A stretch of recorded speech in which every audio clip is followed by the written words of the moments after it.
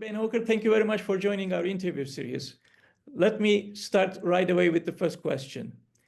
In your article, Trust, Populism, and the Psychology of Broken Contracts, you argue that over the last few years, there has been a worrying decline in faith by the citizens of many countries that institutions, including government and the media, are doing what is right.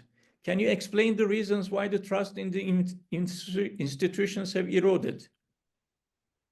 Well, I think a good starting point is that our relationships with key institutions like employers and governments is not just sort of economic and in terms of costs and benefits, the way economists often think of these things, but is also emotional too. And we can think of people as having a social contract between these institutions. You know, I contribute, work to my employer and go by their rules and norms and so on. And in exchange, I get back, pay, but also other benefits, status, social connections, other things. So there's, a two-way deal, between people and these institutions.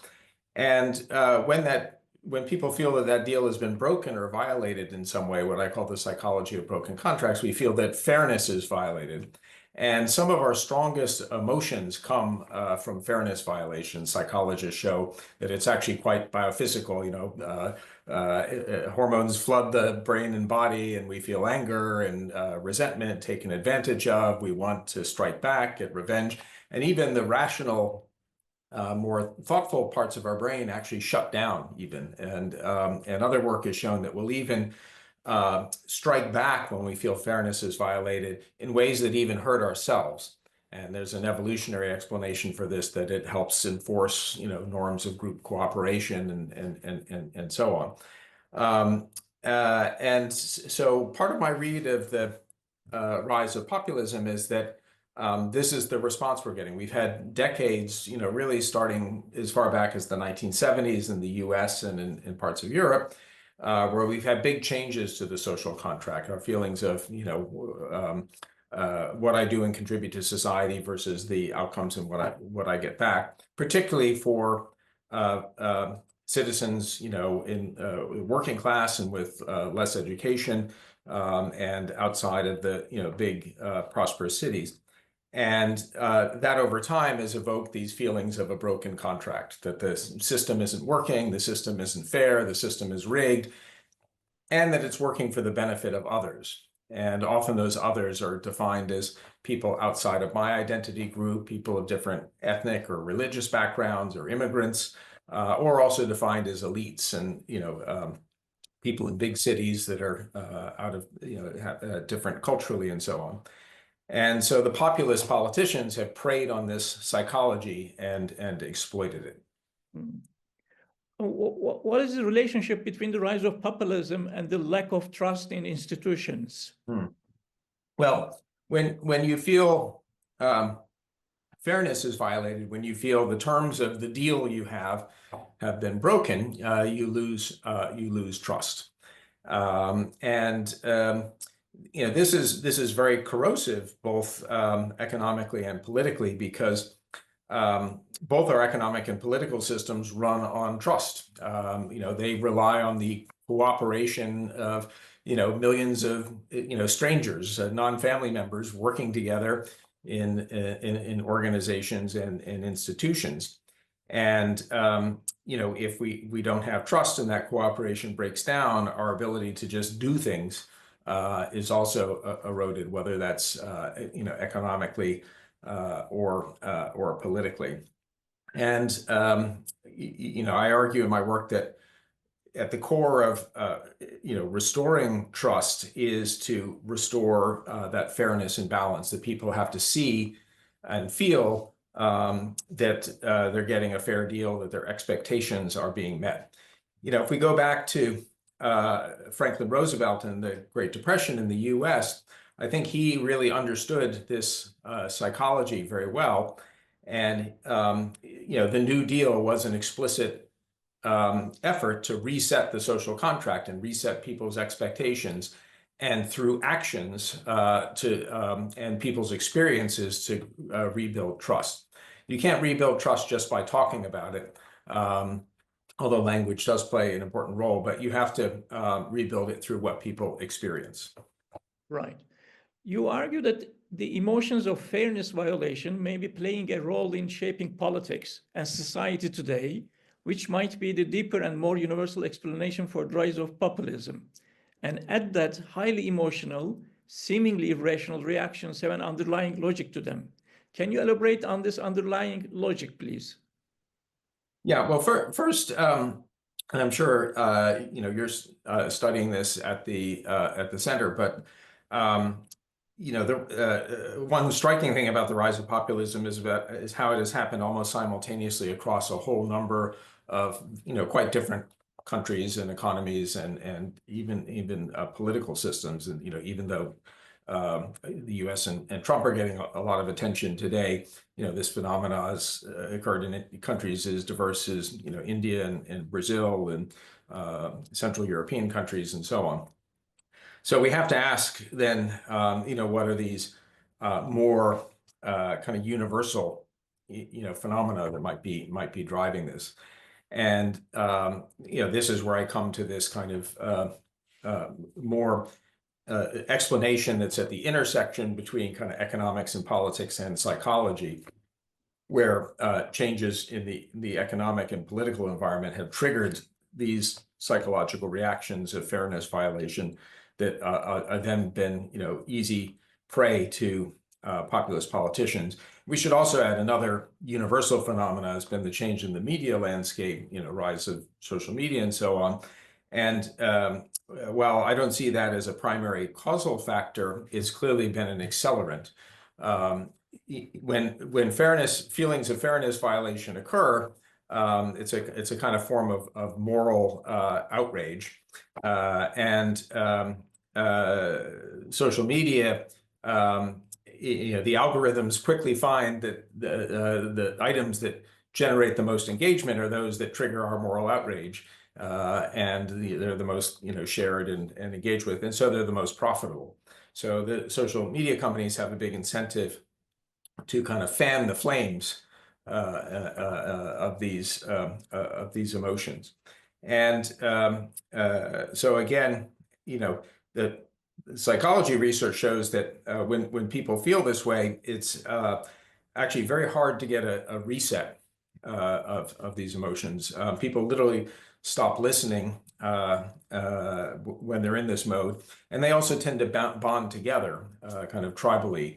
And, if you're feeling screwed over or violated, or somebody has broken the deal with you, you're more powerful if you can find other people who feel the same and work together to correct things. So again, to mitigate these responses and change the politics, first, political leaders need to acknowledge these feelings and the reality behind them. And in a lot of center-left parties in the U.S. and Europe, there's been a tendency to, instead of acknowledging these problems, to either tell people what's good for them, or talk about things that aren't necessarily their core concerns. And then second, once you've acknowledged and expressed empathy with the problems, then you really have to start working on solutions in a credible way, again, to build back that trust. Right. Why do you think identity-based tribalism and intergroup conflict has increasingly gone up? Can you explain the link between economic contract and political contract, and how the breakdown of these contracts plays into the hands of populists? Well, again, as I mentioned, it's a natural reaction, when people are feeling that they're being treated unfairly by a system, or their trust has been violated, that they look for people like them to sort of team up together to strike back, avenge the harm, and try to reset the balance of the deal.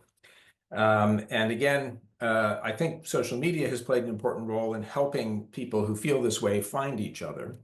So evidence I've seen, a lot of the changes that have driven these feelings, changes in employment and incomes and job security and the role of the welfare state, all of these kind of big macro changes that have been going on over the past couple of decades, have been affecting people for a long time. But I suspect that a lot of people were kind of felt these feelings in isolation, that, I'm feeling worried about my job security, or I don't have a university education, so are my skills going to be relevant in the future? Or my kids can't find any opportunity in my left behind area, are they going to move out and leave? So all these, you may be feeling these feelings in isolation, but what the internet has done is allowed us to find other people who are feeling the same way, and you realize, hey, I'm not alone. And there's a natural tendency to also look for people in your identity group. White male, working class, is been a prominent identity group that's supported populists across a number of countries, and kind of fight back together. And again, the populists have been very skilled at tying together these emotions and the desire for identity and solidarity. Right. You argue that when the social contract is broken, it's very hard to put the moral outrage genie back in the bottle. Yet you give the example of the United States as a successful case of containing social outrage. What should Europe do to combat against the rise of far-right populism? Well, again, I meant the U.S. Historically in the 1930s was a successful case through Roosevelt and the New Deal. Whether it will be successful in putting the genie back in the bottle this time, we'll see. Right now, the genie is very, very much out of the bottle in the U.S. and wreaking all the results that we're seeing. Again, looking at cases where things have been able to be, reset and social cohesion was rebuilt. Again, and I think more research is needed on this, actually, because there's only been a few cases that I've looked at, and nothing that systematically. But what seems to happen is, again, first you have leaders who are able to express real empathy, with the emotions being involved, not deny them, but accept the real causes under them. Understand the people who are expressing them, and then paint a kind of pragmatic path forward to restoring fairness, rebuilding the social contract, fixing the specific issues, and generating sometimes some symbolic actions that show that we're on the path to a different place and to recovery. So for example, the public works programs that Roosevelt launched during the Depression, the sort of, if you look at just the sheer numbers of employed and so on, they were large, but they relative to the size of the economy, they weren't going to get the country out of the Depression, but they had huge symbolic impact in showing that Roosevelt and the government cared, and that they were doing something to address these problems and restore people's sense of a mutual commitment with their government. And so I think we need to think creatively about what the real underlying issues are and what can practically be done to address them. Now, again, I think it's a much harder in the current environment, again, the current social media environment, than it was back in Roosevelt's day, where we've lost trust in basic ideas of truth and facts and things like that. So that's a challenge that we're going to have to figure out how to overcome. Right. Many clean energy transitions are happening in wealthier nations, while developing countries struggle with financing. What global financial mechanisms or cooperation strategies can ensure a just and inclusive transition? Are we on track for a sustainable and inclusive green transition? Yeah, a set of very important questions. Myself and a colleague here at Oxford just published a piece in the Wall Street Journal a couple of weeks ago, arguing that the clean energy transition now has very significant momentum to it, and that the economics and technology behind it are very, very promising, and that even with Trump's election and his anti-clean energy stance, he's unlikely to really stop that. He might slow it down a bit in the US, but at a more global level, these technologies of clean energy are going to continue to grow. But despite the fact that that these energy sources are now cheaper than fossil fuels in many cases, they're getting cheaper very fast. The technologies continue to improve. Despite all of that good news, they are very capital intensive, and wealthier countries are increasingly finding ways to mobilize the capital to make those investments and make the transition. But as you point out, in developing countries, access to capital is a huge issue. So we have a situation where shifting to clean energy in many developing countries would be economically very, very positive for them. They'd be very positive for the environment and the fight against climate change. But we simply can't mobilize the capital to make it happen, even though they'd be positive investments over time. For a long time, the answer to that has been trying to do something at the global level through the UN process and through working with the development banks and aid agencies and so on. That's been a very cumbersome, slow political process, and the developing countries will tell you very strongly that hasn't yielded the capital flows that were promised. In the current environment of very low global cooperation, particularly again with the US situation, I'm not optimistic that's going to get much better anytime soon, although maybe some coalition of the willing countries will do some things to help improve that. I think the best answer is working to find ways to do as much as possible to attract private capital to those countries and situations, and governments and multilateral organizations working to help kind of de-risk flows of private capital. There's various ways to do that, but my hope is that as the economics of these technologies improve, that we can lower some of those barriers to private capital seeing attractive opportunities for clean energy in developing countries. Right. With Trump previously withdrawing from the Paris Agreement, how would his return to office impact global cooperation on initiatives like the Breakthrough Agenda? Would he further undermine international climate agreements?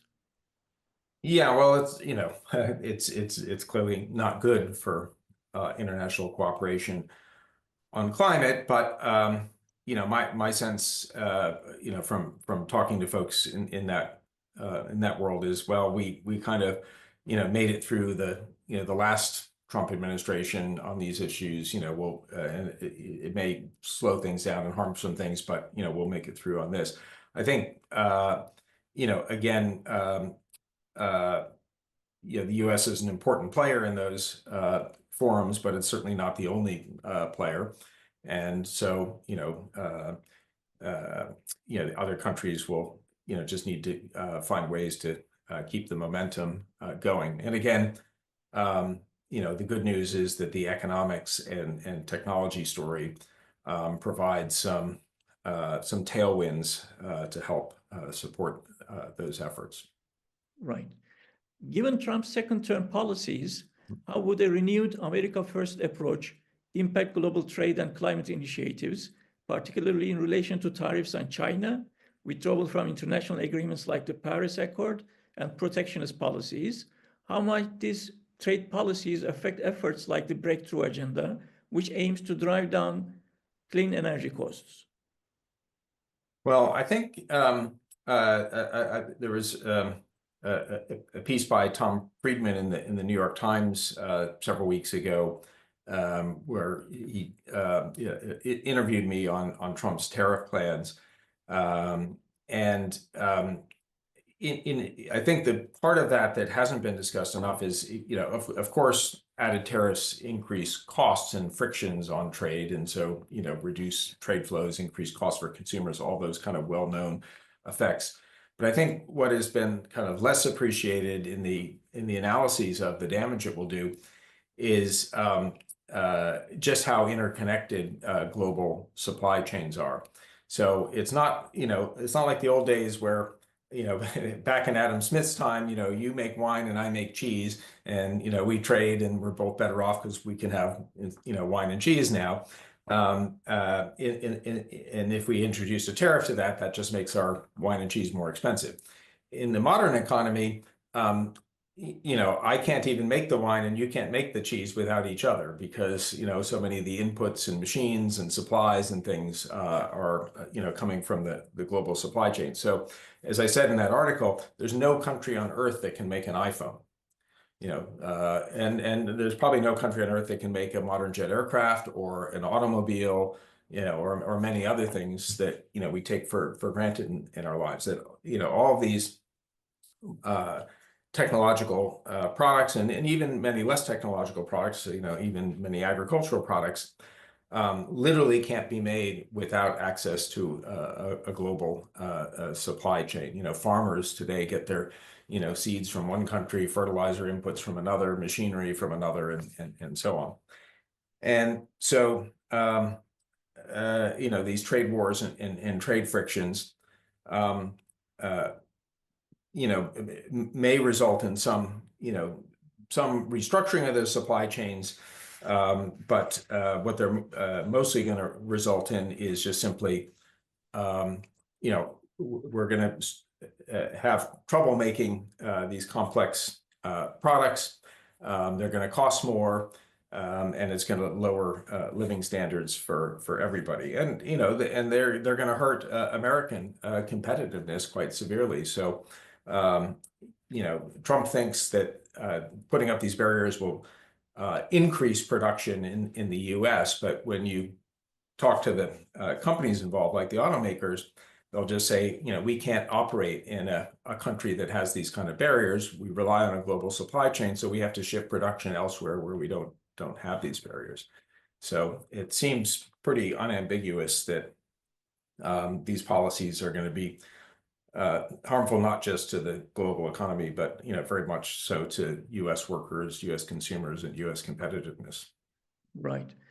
Your work discusses the need to rethink economic welfare. How might Trump's tax cuts for corporations and deregulation affect economic resilience, especially for those most vulnerable to climate change? Could Trump's fiscal and monetary policies worsen economic inequality and climate vulnerability? Well, on the question of the Trump tax cuts, which they're looking to extend in this current congressional session, we actually now have a number of years of evidence of what the first Trump tax cuts did to the economy. And the answer from those analyses is pretty clear. It did very, very little to spur actual investment in productive assets. Most of the money that corporations received in those tax cuts simply went into stock buybacks, which pumped up the value of stock prices, which helped enrich shareholders and CEOs, but furthering inequality, but doing very little for average people. And then they hugely increased the deficit, the biggest, I think, non-wartime increase in the U.S. deficit in history, if I'm remembering correctly. So it was a huge giveaway, to the wealthiest, and doing very little for everybody else. And so given that evidence, we'd expect a renewal of those tax cuts to do something similar. And at the same time, while they're cutting back on other parts of the government through Musk's Doge initiative, Americans will see, critical services that they depend on from the government declining, whether it's veteran services, health services, investments in education, schools, infrastructure, all kinds of things. So, some economists are expecting that the combination of, the trade wars and the changes in the fiscal position could, lead to a very nasty combination of inflationary and stagnation pressures on the U.S. economy. Right. And lastly, Professor, trade tensions, economic nationalism, supply chain disruptions have led to deglobalization discussions. Is globalization in decline, and what are the consequences? Do you see a permanent shift toward regional economic blocs, or will globalization find new forms? Well, what I would like to see is a kind of smart globalization. I've been a critic of the kind of 1980s, 1990s sort of neoliberal model of globalization of just sort of throwing open the doors and letting the chips fall where they may. We've seen that's been very much had a very mixed set of results. It has resulted in increased trade and investment around the world, which has had many positive benefits, helped many developing countries, helped bring a lot of people out of poverty in China and many other parts of the world, but has also had a negative impact on workers in sectors and regions of the U.S. and Europe and so on. It's also, we have to be realistic about the kind of geopolitical and security risks of the kind of globalization that we've had. Again, COVID showed the vulnerability of supply chains to being over-reliant on one country, one supplier. Geopolitical tensions also present risks if say the U.S. is completely dependent on technologies from certain countries and so on. So, but I think there's should be a middle ground between the neoliberal just throw open the doors and the Trump raise up the walls strategies, where we seek the benefits of globalization and global supply chains, but also be a bit strategic about being diverse in our sources, about where those relationships are with.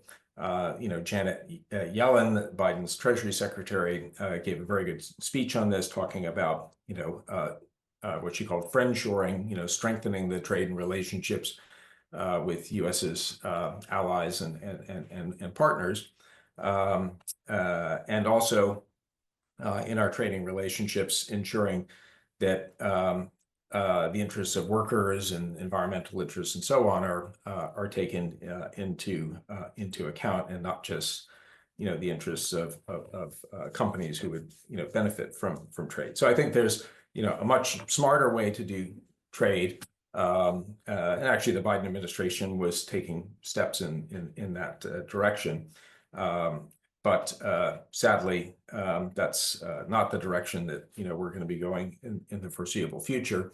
And so I think it is inevitable that things will break up into more blocks in the near term. I was just listening to a report that part of China's response to Trump's tariffs has been to actually lower trade barriers with a large group of developing countries trying to create its own trading bloc. With other countries in the Asia and other regions. So I think, unfortunately, that's at least the near-term future. Professor Beinhocker, thank you very much for your time. Appreciate it. Thank you. Thank you.